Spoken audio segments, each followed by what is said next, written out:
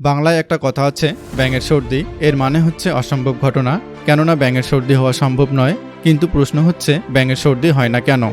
অনেকেরই উত্তর হবে, ব্যাঙ উভচর প্রাণী, জলে এবং স্থলে উভয়ই তার চারণভূমি, সাথে এর রক্ত যথেষ্ট শীতল।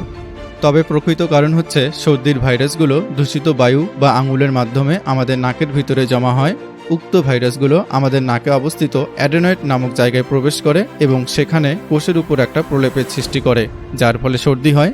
কিন্তু মজার কথা হলো, ব্যাঙের নাকের ভিতরে অ্যাডেনয়েড নামক কোনো গ্রন্থি নেই, তাই ব্যাঙের সর্দিও হয় না।